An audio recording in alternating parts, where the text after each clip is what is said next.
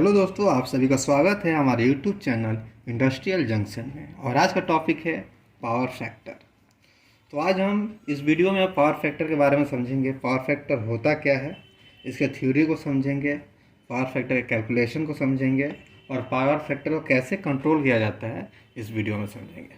तो चलिए शुरू करते हैं पर पावर फैक्टर का डेफिनेशन से। पावर फैक्टर होता क्या है इसको समझते हैं। In electrical engineering, the power factor of an AC power system is defined as the ratio of real power absorbed by the load to the apparent power flowing in the circuit। और power factor क्या है? Power factor एक ratio है। किसका ratio है? Real power. Real मतलब ये मेरा देखिए, ये हम पावर ट्रायंगल है ये मेरा, जिसमें एक्टिव पावर है, रिएक्टिव पावर है और अपरेंट पावर है। तो किसका रेशियो है पावर फैक्टर? तो पावर फैक्टर का रेशियो डायरेक्ट बोल सकते हैं हम, रियल मतलब एक्टिव पावर और अपरेंट पावर। ठीक है, तो पावर फैक्टर का ये फार्मूला है। तो यहाँ समझते हैं, देखिए ये मेरा एक्टिव पावर है। एक्टिव पावर को हम मेज़र किलोवाट में करते हैं, रिएक्टिव पावर को मेज़र kVAr में करते हैं और अपरेंट पावर को मेज़र kVA में करते हैं। ठीक है, तो इससे हम पहले अब निकालते हैं, इसके थ्योरी को समझ ले। होता क्या power factor? Active power by apparent power. ठीक है, तो इसके पहले इससे हम इसका कैलकुलेशन सीखते हैं कुछ जो बहुत ही इम्पोर्टेंट है। ठीक है, तो पावर फैक्टर एक्टिव पावर को P से डिनोट किए हैं, रिएक्टिव को Q से और अपरेंट को S से।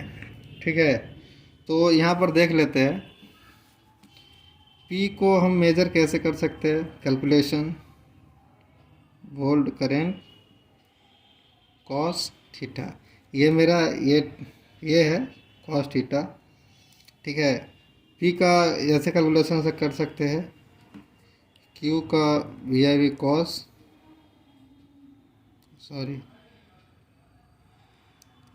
साइन थीटा और S को कर सकते हैं VI। ठीक है, तो चलिए कैलकुलेशन को शुरू करते हैं। इसको लेते हैं P equal to VI cos theta. तो कॉस थीटा इक्वल टू क्या करते हैं? P by VI। ठीक है, और P को किससे हम किक करते हैं, मेजर करते हैं? किलोवाट। तो किलोवाट। ठीक है, और VI को kVA से करते हैं।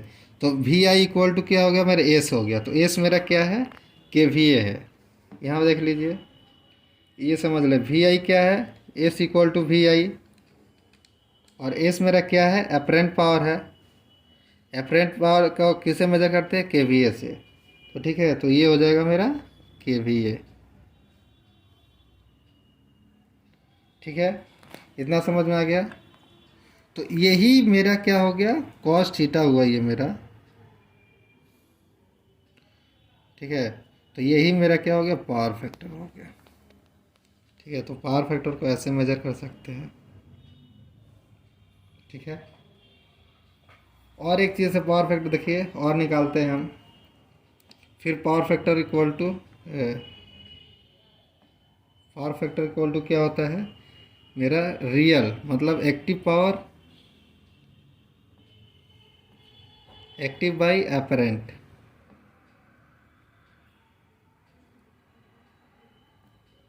ये हो गया। तो एक्टिव को मेजर करते हैं किलोवाट से। ठीक है, और ये फार्मूला हम लोग को पता ही है। ये क्या हो जाएगा? किलोवाट स्क्वायर प्लस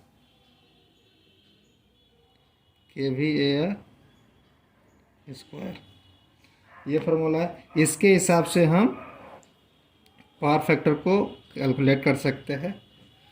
ठीक है, और इसका पावर फैक्टर का रेंज होता है क्या? पावर फैक्टर का रेंज होता है 0 to 1। अगर 1 पावर फैक्टर रहा तो मेरा यूनिटी पावर फैक्टर कहलाता है। ठीक है, चलिए तो पावर फैक्टर को मेजर कैलकुलेशन करना सीख गए। अब इसमें पावर फैक्टर यूज कैसे होता है वो समझते हैं। आइए इधर देखिए, पावर फैक्टर किसके ऊपर डिपेंड करता है? लोड के ऊपर। तो लोड समझ लीजिए, कोई भी लाइट अगर जलता है, ठीक है, तो लाइट को हम लोड के थ्रू लेते हैं। टीवी हो गया, एसी हो गया, फ्रिज हो गया, फैन हो गया, मोटर हो गया, ये सब हमारा लोड है। तो लोड कितने टाइप के होते हैं? तो लोड यहाँ पर देखा जाए तो 3 टाइप के होते हैं। तो रेजिस्टिव लोड, ठीक है, दूसरा हो गया इंडक्टिव लोड,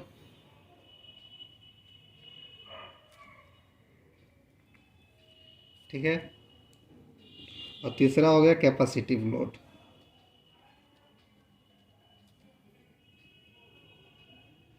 तो इसके ऊपर डिपेंड करता है हमारा क्या? Power factor.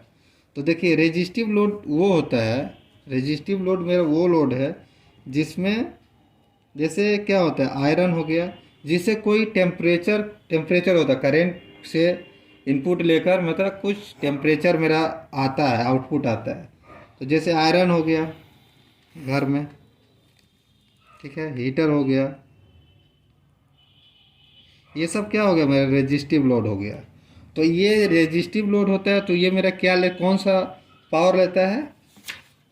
जितने भी रेजिस्टिव लोड होते हैं वो मेरे एक्टिव पावर को लेते हैं, मीन्स रियल पावर को लेते हैं। ठीक है, तो ये रियल पावर को लेते हैं, रियल पावर को ये सब ले लेंगे जितने भी रेजिस्टिव लोड होगा। और इससे मेरा पावर फैक्टर क्या होता है? पावर फैक्टर यूनिटी रहता है, मतलब पावर फैक्टर मेंटेन रहता है।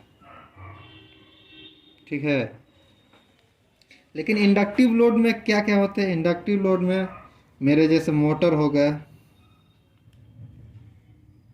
ठीक है, मोटर हो गया, कॉइल हो गया, वाइंडिंग हो गया, तो ये सब जितने भी है लोड है, जितने भी मोटर है, तो वो सब इंडक्टिव लोड होते हैं। और यही जो इंडक्टिव लोड होते हैं मेरे पावर फैक्टर को इफेक्ट करते हैं। ठीक है, इसकी वजह से ही मेरा पावर फैक्टर मेंटेन होता है, इसके वजह से ही पावर फैक्टर में क्या होता है? घटता है। ठीक है, तो पावर फैक्ट इंडक्टिव, ये जितने भी ये मोटर हो गया, वाइंडिंग कॉइल हो गया, ये सब जितने ये कौन से पावर को लेते हैं? मेरे रिएक्टिव पावर को लेते हैं। ये सब रिएक्टिव पावर को लेते हैं। तो रिएक्टिव पावर को अगर लेंगे तो मेरा पावर फैक्टर क्या होगा? पावर फैक्टर मेरा कम हो जाएगा। ठीक है, क्योंकि रिएक्टिव पावर जितना भी लेंगे तो मेरे अपरेंट पावर क्या होगा? अपरेंट पावर बढ़ जाएगा। ठीक है, तो ये अपरेंट पावर जैसे बढ़ जाएगा, ठीक है, ये मेरा ये बढ़ जाएगा तो पावर फैक्टर ये बढ़ेगा, तो मेरा पावर फैक्टर क्या होगा? कम होगा।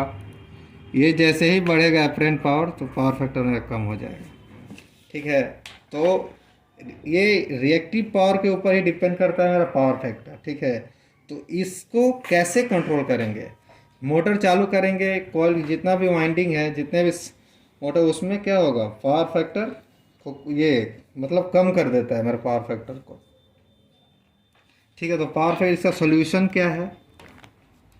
और कैपेसिटिव लोड है, उसमें कैपेसिटिव जितने भी लोड है, जैसे सीलिंग फैन एग्जांपल ले लीजिए, उसमें वाइंडिंग भी है, तो मान लीजिए वो मोटर भी है, उसमें कैपेसिटर भी है। तो वो क्या हो गया? वो कितने जितने भी लोड होते हैं उसमें मतलब प्योर रेजिस्टिव या इंडक्टिव या कैपेसिटिव नहीं होते हैं, तीनों कुछ कुछ मिक्स होते हैं, किसी में ज़्यादा किसी में कम होता है। ठीक है, तो ज़्यादातर मेरा रेजिस्टिव लोड ही यूज किया जाता है, रेजिस्टिव लोड ही होता है। और इंडक्टिव लोड भी, इंडस्ट्री में इंडक्टिव लोड बहुत ज़्यादा होता है, इसलिए वहाँ पर कैपेसिटर बैंक लगाया जाता है।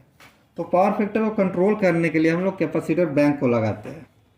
ठीक है, कैपेसिटर बैंक क्या होता है? मेरा जो भी रिएक्टिव पावर है, कैपेसिटर बैंक,